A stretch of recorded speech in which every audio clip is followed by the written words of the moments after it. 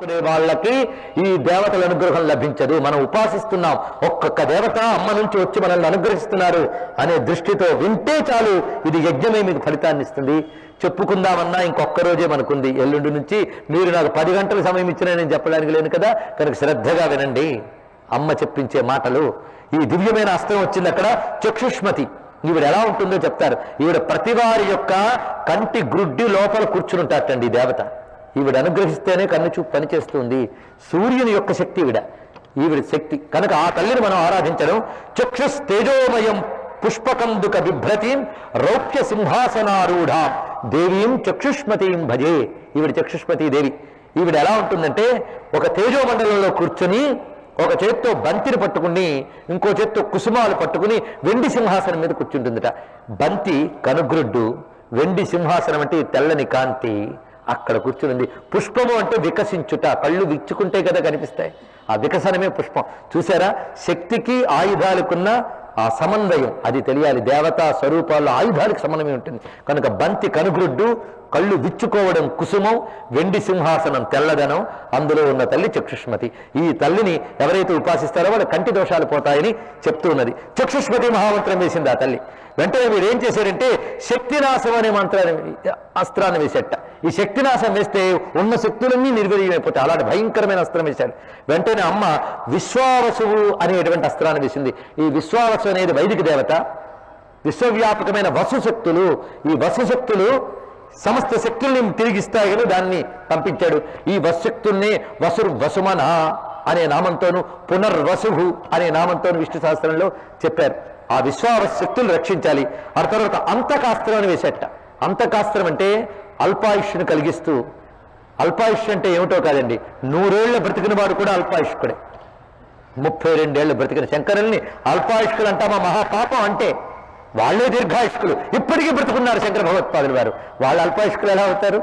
కనుక అల్పాయుష్కుడు అంటే ఏమిటో కాదు, జీవిత పరమార్థాన్ని సాధించకుండా మరణించే వాళ్ళందరూ అల్పాయుష్కులే. వాడు 1000 ఏళ్ళు బతికినా అంతేనండి. 10 ఏళ్ళు బతికినా పరమార్థం సాధించేవాడు దీర్ఘాయుష్మంతుడు. కనుక ఆయుష్మంతుడంటే పరమార్థాన్ని సాధించిన వాడే ఆయుష్ను సార్థకం చేసుకున్నవాడు.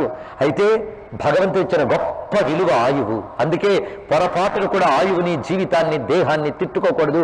ఏముంది వ్యధదేహం ఇలాంటి మాట్లాడకూడదు. అలాగే పోతే బాగుండు ఇలాంటి మాటలు పొరపాటు కూడా ఆడరాదు. ఆయువు భగవంతుడు ఇచ్చిన వరం. జీవన్భద్రాన్ని పశ్యతు అంటాడు హనుమంతుడు. బ్రతుకుంటే శుభాలు చూడగలవు, చస్తే ఏమీ లేదన్నాడు ఆయన సుందరకాండలో. అందుకు ఆయుష్, ఇలాంటి ఆయుష్ని క్షీణింపజేసేటువంటివి ఏవైతే ఉన్నాయో అవి అంతకాస్త్రం. అది వేసేట ఎవడు? భండాసురుడు. వెంటనే అమ్మవారు వేశారు. ఏమిటి? మహామృత్యుంజయాస్త్రేణ నాశయామాస. మహామృత్యుంజయాస్త్రాన్ని వేసిందిట. అంటే మృత్యుంజయ మంత్రం అమ్మవారు వేశారు. అంటే మృత్యుంజయ మంత్రం కూడా తల్లి యొక్క స్వరూపమే. ఆ మృత్యుంజయ మంత్రం, ఆ మృత్యుంజయుడైన సదాశివుని నమస్కరించుకుందాం. ఆ తర్వాత సర్వ అస్త్ర స్మృతినాశాఖ్యం ఇది వేసేటవాడు. స్మృతినాశకం అస్త్రాన్ని వేసేవాడు. స్మృతినాశకం అంటే మనకు ఎన్నో తెలుసు, దాని సమయానికి గుర్తురావు. అదే స్మృతినాశకం అంటే. పగలు రాత్రి సంవత్సరం అంతా చదువుతాడు, పరీక్ష రాయడానికి వెళ్తే ఒకటి గుర్తురాదు. పాపం వాడున్నాడు మహానుభావుడు కర్ణుడు, ఎన్నో యుద్ధ విద్యలు నేర్చుకున్నాడు, యుద్ధంలో ఒక్కడు గుర్తురాలేదు. ఏం ప్రయోజనం అండి? కనుక స్మృతినాశనము అనేది చాలా ప్రమాదం. అది వేసేట. కానీ అమ్మవారు ధారణాస్త్రం వేసేట. ధారణ అంటే దేన్నైనా గుర్తుపెట్టుకోగలిగిన శక్తి. ఇది ఒక బుద్ధిశక్తి. ఇది వేదంలో ధారణా మంత్రములు కొన్ని ఉన్నాయి. సరస్వతి స్వరూపం అది. అందుకు ధారణ, గుర్తుపెట్టుకోవడం. కొందరికి ధారణ ఉంటుంది, పనికి మాలని గుర్తుపెట్టుకుంటారు. పాపం ఎప్పుడో ఎవడో చేసిన చెడుని జీవితాన్ని సాధిస్తాడు, అది దుర్ధారణ. దాని గురించి నేను చెప్పట్లేదు. మంచిని గుర్తుపెట్టుకోవాలి, శక్తిని గుర్తుపెట్టుకోవాలి. ధారణాస్త్రేణ చక్రేసి. ఆ ధారణాస్త్రం వేయగానే తద్భయం శవనాశయం. ఇక ఆ తర్వాత భయాస్త్రం వేసేటండి. భయం ఇది చాలా ప్రమాదం. కొంతమంది ఏది చేయాలన్నా ఫస్ట్ వస్తుంది భయం. ఒక ఆయన అంటాడు, వరద కంటే ముందు భయం పెనువరదలా వచ్చిందన్నాడు వాడు. భయం చాలా ప్రమాదం. భయం నిన్ను ముందుకు వెళ్ళనివ్వదు. ఏది చేయాలనే భయం. సృష్టిలో భయం లేనిది ఏంటండి? రోడ్డు మీదకి వెళ్ళాలంటే భయం. బస్సు ఎక్కితే ఎప్పుడు యాక్సిడెంట్ వాడు చదివేటారు, బస్సు ఎక్కడు వాడు, ట్రైన్ ఎక్కడు. రోడ్డు మీదకి వెళ్తే ఏ రాయి గుచ్చుకుంటుందని రోడ్డు ఎక్కడు. భయపడుతూ ఉంటే ఏమీ జరగదు. కనుక మనల్ని వెనక్కి లాగుతుంది. అలాంటి భయాస్త్రాన్ని వేయగానే అమ్మ అభయంకరం ఐంద్రాస్త్రం వేసింది. అభయంకర ఐంద్రాస్త్రం అంటే ఇంద్రమంత్రం. ఇది ఇంద్రాక్షి మహామంత్రం. అది అభయంకరం ఐంద్రాస్త్రం అది వేసింది ఆ తల్లి. తర్వాత వాడు మహారోగాస్త్రం వేసాడండి. ఎంత బాగున్నా ఆ సమయంలో జబ్బు వస్తే ఏమీ చేయలేం కదా. ఎన్ని అవసరాలు మనకున్నాయి, ఎన్ని అవాంతరాలు మనకున్నాయి, అన్నీ కనిపెట్టుకుని అమ్మ అన్ని మంత్రాలు మన కోసం ఇస్తోందండి. మహారోగాస్త్రం వేసేట. ఈ మహారోగం వాడొక్క అస్త్రం ఇస్తే ఎన్ని వచ్చే దానిలో చూడండి. రాజయక్ష్మాదయో రోగా, రాజయక్ష్మ అంటే క్యాన్సర్, ఈ మొదలైన రోగాలన్నీ అందులో నుంచి బయటకు వస్తున్నాయి. ఇది చూసి అమ్మ చిన్న నవ్వు నవ్వి నామత్రయ మహామంత్ర మహాస్త్రం సమముంచత, నామత్రయాస్త్రం అనే అస్త్రాన్ని వేసిందండి. ఇది ప్రతి వాళ్ళు నిత్యం చేసుకోవచ్చు. అది వేసింది. అదేమిటంటే అచ్యుత అనంత గోవింద, ఈ 3 నామాలు మహామంత్రం. ఏ రోగాన్నైనా పోగొట్టగలవు. చూసారా లలితోపాఖ్యానికి ఎన్ని ఇస్తుందో. నిరంతరం ఎవడు అచ్యుత అనంత గోవింద అనుకుంటారు వాడికి ఏ రోగం రాదు. శరీరంలో ఏదైనా బాధ కలిగితే అక్కడ శ్రద్ధతో చెయ్యి పెట్టి అచ్యుత అనంత గోవింద అని జపం చేసుకుని శ్రద్ధగా ఏకాగ్రంగా ఫలిస్తుంది తప్పకుండా. అది అచ్యుత అనంత గోవింద అనే మహామంత్రాన్ని వేసిందిట. వెయ్యగానే అచ్యుతానంత గోవిందుడైన స్వామి ఉన్నాడే, ఆయన వచ్చి హుంకరించేట ఒక్కసారి. హుంకార మాత్రే దగ్ధ రోగాస్తామనమన్ముద, ఆయన హుంకరించగానే రోగాలని చచ్చిపోయేట మొత్తం. అలాంటి దివ్యమైన రోగహరణాస్త్రాన్ని వేసింది. ఆ తర్వాత ఆయుర్నాశనం అనేటువంటిది ప్రయోగించాడు. అంటే ఇందాక మనం మృత్యు అనేది చూపించాడు, ఇక్కడ ఆయుర్నాశనం. రెండింటికి చిన్న తేడా ఉంది. ఆయుర్నాశనం వేయగానే కాలసంకర్షణాస్త్రాన్ని వేసిందిట. కాలసంకర్షణం అంటే ఏమిటో కదా, రుద్రమంత్రాన్ని ప్రయోగించింది ఆ తల్లి. ఆ తర్వాత మహా అసురాస్త్రం వేసేటండి. ఇక్కడ రహస్యం ఉంది చూడండి. ఇక్కడ తల్లి రాబోతుంది, మహాతల్లి రాబోతుంది. మహాసురాస్త్రం, మహా అసురాస్త్రము అంటే అర్థం అంతవరకు పోయిన రాక్షసులు ఎవరైతే ఉన్నారో వాళ్ళందరినీ తిరిగి ఆవహింపజేశాడు. ఎందుకంటే కాలానికి మనం గతం భవిష్యత్ అంటాం కానీ గతంలో మళ్ళీ వచ్చే అవకాశం ఉంది, భవిష్యత్తును ఇప్పుడు తెచ్చే అవకాశం కూడా ఉంటుంది. ఎవరికి? శక్తి కలిగిన వాళ్ళకి. వాడు రాక్షసుడు గనక తన పూర్వీకులందరినీ తెచ్చేట. ఈ మహాసురాస్త్రం వేయగానే అందులోంచి వచ్చిన రాక్షసుడు మధు, కైటభ, మహిషాసుర, ధూమ్రలోచన, చిక్షుర, రక్తబీజ, చండముండ, శుంభనిశుంభ, ధూమ్రాక్ష వీళ్ళందరూ వచ్చారు. అయితే ఈ పిచ్చోళ్ళందరినీ కూడా అంతకుముందు చెండిని ఒక్కటింది గట్టిగా. ఆ తల్లి ఎదురుకుంది, వీడికి తెలియదా? అప్పుడు అమ్మవారు ఒక చిన్న నవ్వు నవ్వి మరొక అస్త్రాన్ని వేశారు. ఆ అస్త్రం దుర్గాస్త్రం. దుర్గాస్త్రం అంటే దుర్గాదేవి మహామంత్రం. అంటే చండీ సప్తశతి అంతా ఈ అస్త్రంలో ఉందండి. అంటే లలితోపాసనలో చండి ఒక భాగము, అది ఇక్కడ చెప్పడం. ఆ దివ్యమైన దుర్గాస్త్రం వేశారు. ఈ దుర్గ ఎలా వచ్చిందంటే మొత్తం 18 చేతులతో వచ్చిందిట. ఈ చేతుల్లో ఆయుధాలన్నీ కూడా దేవతలు ఇచ్చారట. మళ్ళీ చెప్తే దేవి మహాత్మ్యం అంతా తేవడం అవుతుంది. నమస్కారం చేసుకుందాం. శివుడు శూలాన్ని ఇచ్చాడు, విష్ణువు చక్రాన్ని ఇచ్చాడు, వరుణుడు శంఖాన్ని ఇచ్చాడు, అగ్నిదేవుడు శక్తాయుధాన్ని ఇచ్చాడు. ఇలా ఒక్కొక్క దేవతలు ఇవ్వగా దివ్యాయుధములు ధరించి దుర్గాదేవి సర్వదేవతాత్మికగా ఆవిర్భవించింది. ఇవరి సింహాసన మారుయ్య యుద్ధం నారాయణీ న్యధాత్. నారాయణి అని ఆవిడికి పేరు కదా, నారాయణి నమోస్తుతి. ఆ తల్లి అనమాట. దుర్గా అంటే రక్షణ శక్తి. ఆ తల్లి సమస్త దుర్గతుల్ని పోగొట్టి ఆ తల్లి వెళ్ళి ఈ వచ్చిన మొత్తం మహిషాసురుడు మొదలైన వాళ్ళందరినీ క్షణకాలంలో చెప్పేసింది రండి. దుర్గా మహామంత్రం. ఆ దుర్గను మనం నమస్కరించుకుంటున్నాం. దుర్లభ దుర్గమా దుర్గా దుఃఖహంత్రి సుఖప్రద దుష్ట దూర దురాచార శమని దోషవర్జిత. అదైన వెంటనే వీడు మూకాస్త్రం వేసేట. మూకాస్త్రం అంటే ఎంతో చెప్దాం అనుకుని వెళ్ళి నోరు కట్టుకుపోతుంది, అది మూగతనం. అది వేసేట. అలాంటి మూకులందరికీ పలుకులు ఇచ్చిన తల్లి కదండి ఆ తల్లి, పలుకుల తల్లి. వెంటనే ఆ వేసిన మంత్రం మహావాగ్వాదిని నామ, వాగ్వాదిని మంత్రాన్ని వేసింది. ఈ వాగ్వాదిని మంత్రం శ్యామలకి అందంగా ఉన్నటువంటి వాగ్వాదిని దేవి ఈవిడ వెళ్ళింది. ఆ తర్వాత వీడు మరికొందరు రాక్షసులు తెచ్చి వేశాడండి. ఆ రాక్షసు సామాన్యులు గారు. ఇక్కడ ఆ రాక్షసులు వేయడానికి అమ్మ ఇంకా అస్త్రాన్ని పక్కన పెట్టింది, శస్త్రాన్ని పక్కన పెట్టేసింది, చేతులకు పనిపెట్టిందండి. ఇక్కడ వాడు ఒక్కొక్క రాక్షసుని వేస్తూ ఉంటే అమ్మ యొక్క వేళ్లలోంచి ఒక్కొక్కరు పుట్టుకొస్తున్నట్ట. చూడండి. దక్షహస్తాంగుష్టనకా మహారాజ్ఞా సముత్థిత మహామత్స్యాకృతి. వీడు మొట్టమొదటి ఏం వేశాడంటే సోమకుడు అనే రాక్షసుని వేసేట. వెయ్యగానే అమ్మవారు వెంటనే తన యొక్క కుడి చేతి బొటనవేలు కదిలించారు. వెంటనే అమ్మ యొక్క కుడి చేతి బొటనవేలులోంచి మత్స్యావతారం బయటకు వచ్చింది రండి. ఆ వెళ్ళి ఆ సోమకుడిని చంపేసింది. ఆ తర్వాత వాడు అర్ణవాస్త్రం అనే దాన్ని వేశాడు. అర్ణవాస్త్రం మహాసముద్రం అందరిని ముంచేస్తూ ఉంటుంది. దీని నుంచి పైకి ఉద్ధరించాలి. ఎవరు ఉద్ధరిస్తారు? అమ్మవారి యొక్క తర్జని. ఆ తర్జని నుంచి ఆదికూర్మ సముత్పన్న. ఆదికూర్మ వచ్చిందిట. వస్తూనే పెద్ద విస్తారమైన శరీరంతో వచ్చాడు ఆయన. మొత్తం వచ్చి అందరిని ఉద్ధరించాడు ఆ నీటిలోంచి. ఆ తర్వాత హిరణ్యాక్షాస్త్రాన్ని వాడు వేసేట. అప్పుడు అమ్మ యొక్క దక్షహస్త మధ్యాంగుళి నఖాత్ మహావరాహ సమభూత్. అమ్మ యొక్క మధ్యలోంచి వరాహస్వామి పుట్టేట. ఆయన వెళుతూనే హిరణ్యాక్షుడిని సంహరించాడు. ఆ తర్వాత వాడు హిరణ్య కశిపు అస్త్రాన్ని వేశాడు. అమ్మ యొక్క అనామికం నుంచి సింహస్య పురుషాకార కంఠస్యాదో జనార్దన తస్మాద్భుత సతాజాల ప్రజ్వల్లోచనత్రయ. 3 కళ్ళతో జూలు విదిలించుకుంటూ పైన సింహముఖం కిందన జనార్దన శరీరుడైనటువంటి ఆ నరసింహుడు నరహరి ఆవిర్భవించి నఖాయుధ కాలరుద్రరూపి ఘోరాట్టహాసవాన్ సహస్రవంచ రుద్రండో లలితాజ్ఞానుపాలక. ఆయన రాగానే ఆయన నుంచి వందలాది నరసింహాలు వచ్చేట. వీళ్ళందరూ వెళ్ళి ఆ అసురుణ్ణి సంహరించాయి. ఆ తర్వాత బలీంద్రాస్త్రాన్ని వేసాడు వాడు. వెంటనే అమ్మ ఆ మిగిలినటువంటి చిటికెన వేలు కదా, చిటికెన వేలు నుంచి వామనుడు వచ్చాడు. పొట్టాయన చూడండి ఎంత చక్కగా ఆ చిటికెన వేలు నుంచి వామనుడు వచ్చాడు.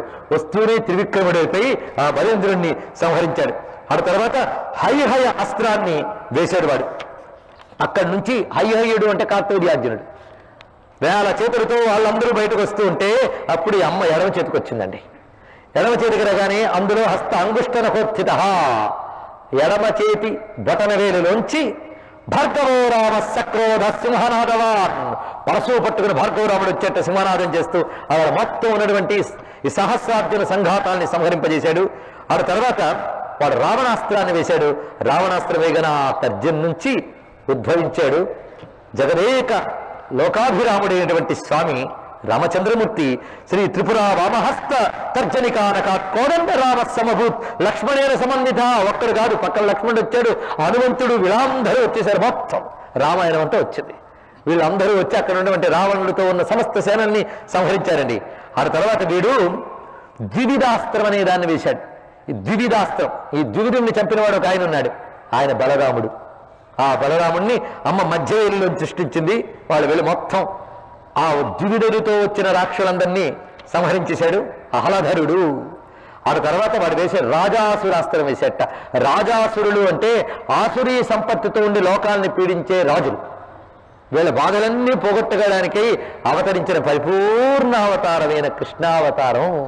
ఆ రాజాసురన్నామ మహత్వాడు వేస్తే ఈ రాజాసురం అనే రాక్షస అస్త్రం నుంచి ఎవరెవరు వచ్చారంటే శిశుపాల, దంతవక్త, సాల్వ, కాశీపతి, పౌండ్రక, వాసుదేవ, రుక్మేహ, శంబరుడు, ప్రళంబుడు, బాణాసురుడు, కంసుడు, చాణూరుడు, మల్లుడు, ముష్టికుడు మొదలైన వాళ్ళందరూ వస్తున్నట్ట.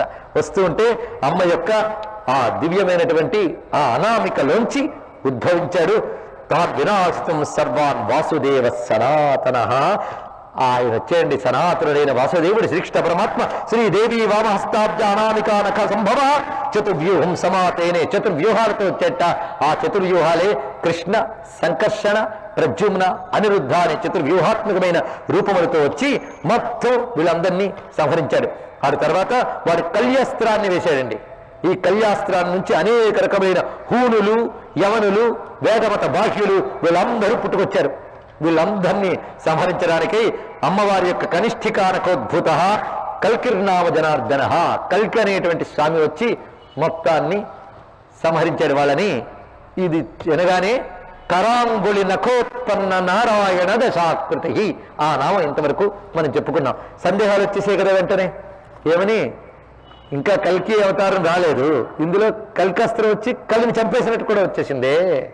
ఏమిటండి ఇలా పురాణాలన్నీ టైం ఎలా నిర్ణయించడం అని. మనకు టైం ఉంది కనుక వీటికి టైం నిర్ణయించడానికి ప్రయత్నిస్తూ ఉంటాం. మనకి పరిమితులం, అపరిమితమైనది ఈశ్వర శక్తి.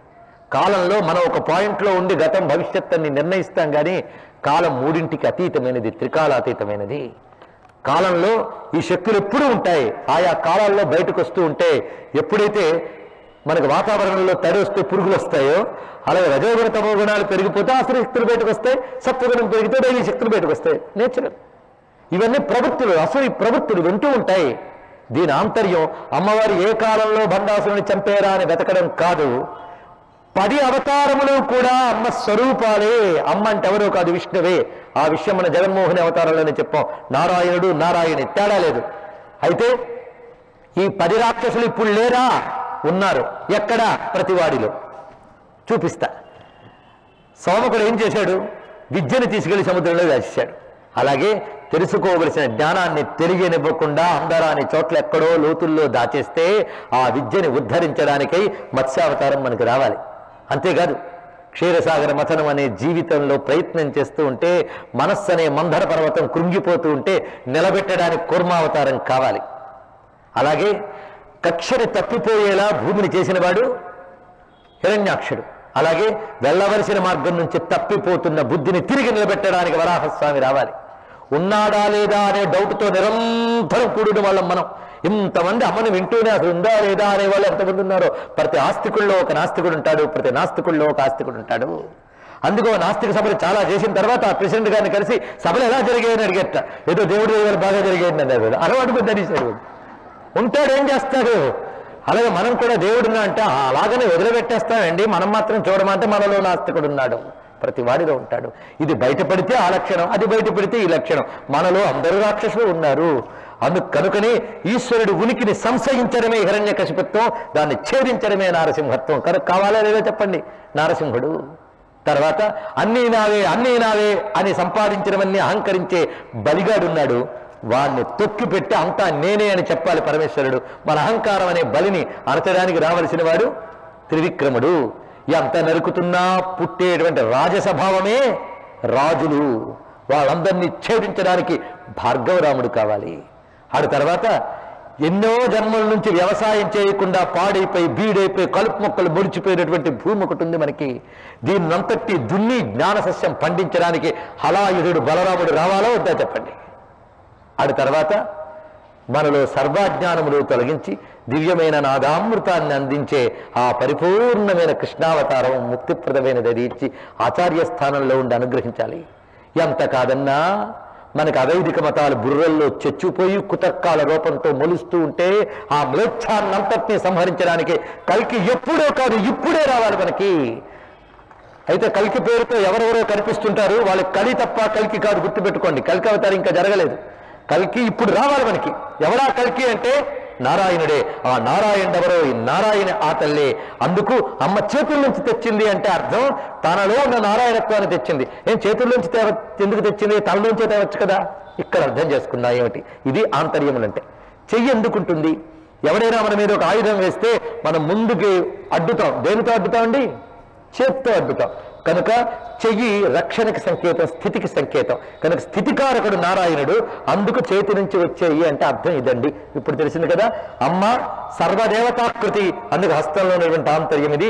ఈ విధంగా అమ్మవారి యొక్క ఈ కరాంగుళి నకోత్పన్న నారాయణ దశాకృతి, వీళ్ళ 10 మంది అవతారాలు మనకు చెప్పబడి ఉన్నాయి. అన్నిటికీ మించి రాముడిని మర్చిపోయామనుకుంటున్నారా? ఏం మర్చిపోలే, మధ్యలో ఆయన ఉన్నాడు. ఎందుకంటే ఆయన పరిపూర్ణమైన బ్రహ్మము రాముడు. తగని కామముతో 10 తలకాయలున్న పరాంగనాశక్తితో ఉన్నటువంటి అసురత్వాన్ని రావణుడు అంటే ఎవడో కాదండి, ఏడిచేవాడు, ఏడిపించేవాడు అంటే మనమే. చేతనైతే ఏడిపిస్తాం, చేత కాకపోతే ఏడుస్తాం. అంతే కదండి. జీవితం అంతా అంతే. తాను ఏడుస్తూ 10 మందిని ఏడిపించి బ్రతికే వాళ్ళు ఎవరుంటారో వాళ్ళందరూ రావణులే. రావణుడు అంటే దుఃఖం, రామ అంటే ఆనందం. ఆ పరిపూర్ణమైన ఆనంద స్వరూపుడైన రాముడి దుఃఖాన్ని, అజ్ఞానాన్ని, అహంకారాన్ని 10 తలలు ఎత్తుకున్నా కొట్టేస్తాడు. నిద్రపోతూ ఉన్నా నరుకుతాడు. అదే రావణ కుంభకర్ణ వధ. కనుక ఇందరు అవతారాలు మనకి ఎప్పుడూ కావాలి. అన్నీ ఆ నారాయణుడే. ఆ నారాయణుడు అమ్మ హస్తశక్తిలో ఉన్నాడు. ఇది విశేషం. ఇలా జరిగిన తర్వాత ప్రతి కల్పనలో ఇలా చేస్తుందిట. ఈ 10 మంది మళ్ళీ వచ్చి అమ్మవారికి దండం పెట్టేట. పెడితే ఈ అవతారాలు ఎన్ని జరిగాయి? వందలాదులు వచ్చేట. ఎన్నో కల్పాల్లో ఎన్నో మార్లు వీళ్ళు వచ్చారు, ఇంకా వస్తారు తర్వాత కల్పాల్లో కూడా. కనుక మీరందరూ వైకుంఠంలో ఉండండి, మళ్ళీ ఆయా అవసరాలు వచ్చినప్పుడు రండి అని చెప్పిందిట. వీళ్ళందరూ లలితాంబా నియుక్తాస్తే వైకుంఠాయ ప్రతస్థిరే, వైకుంఠానికి చేరుకున్నారు. ఇక్కడ తర్వాత వాడు మహామోహాస్త్రం వేశాడు, అమ్మవారు శాంభవాస్త్రం వేశారు. ఇప్పుడు మనం నారాయణ దశాకృతిని అలాగే ఉంచుకుని వీళ్ళు సంహరింపబడ్డారన్న దాన్ని స్మరించి ఆ భండాసుడితో అమ్మ అన్ని రోజులు యుద్ధం చేస్తే నేను ఒక్క పూటలో ఎక్కడ పూర్తి చేస్తా? అందుకు రేపటి రోజున భండాసుర సంహార గాథ పరిపూర్ణంగా విని ఎల్లవేళలా మనస్సులో దాచుకోవలసిన ఉపాసన ఉపదేశాలు ఏవైతే ఉన్నాయో వాటిని రేపు పూర్ణాహుతి యజ్ఞం యొక్క పూర్ణాహుతి రోజున తెలుసుకుందాం. ఇప్పుడు నారాయణ దశాకృతి స్వరూపిణి అయిన నారాయణి ఆ వైష్ణవిని నమస్కరిద్దాం. ఇందులో చెప్పబడినటువంటి దేవతలు చక్షుష్మతి మొదలైన వారందరూ మహాసౌర దేవతలు, మృత్యుంజయ దేవత, అదేవిధంగా కాల సంకర్షణం అనే రుద్రదేవతలు వీళ్ళందరూ కూడా మనల్ని అనుగ్రహించేగాక. ఇంతవరకు ఉన్న దానిలో నారాయణాస్త్రమే నారాయణ దశాకృతి అనే దానిలో కనిపిస్తుంది. అలాంటి దివ్యమైన అష్టాక్షరి ద్వాదశాక్షరి మొదలైన నారాయణాస్త్ర సమూహం అంతా కూడా ఈ 10 అవతారాల్లో మనకు కనిపిస్తున్నాయి. ఇప్పుడు తర్వాత అంశములు ఇంకా వాడేం వేసాడు అమ్మాయి, ఇంకా వాడు వేస్తూనే ఉన్నాడు. భండాసురేంద్ర నిర్ముక్త శస్త్ర ప్రత్యక్షవర్షని కరాంగుడి నఖోత్పన్న నారాయణ దశాకృతి. తర్వాతి నామాల కథలు రేపు చెప్పుకుందాం. రేపటి రోజుతో ఈ మహాయజ్ఞం పూర్తవుతున్నది. ఆ నవపర్వాలలో ఉండే తల్లి కోసం నవరాత్రుల పర్వంగా మనం జరుపుకుంటూ ఉన్నాం. ఆ తల్లి ఏం చెప్పిస్తుందో రేపు చూద్దాం. ఆ లీలల్ని మీతో పాటు నేను కూడా దర్శిస్తాను. మళ్ళీ రేపటి రోజున తిరిగి 6:30 కల్లా సమావేశమవుదాం. సర్వం శ్రీమాతృ చరణారవిందార్పణమస్తు. శ్రీ లలితా పరమేశ్వరికి, శ్రీ లలితా పరమేశ్వరికి, శ్రీ లలితా పరమేశ్వరికి. స్వస్తి ప్రజాభ్య పరిపాలయంత. అమ్మకి హారతి.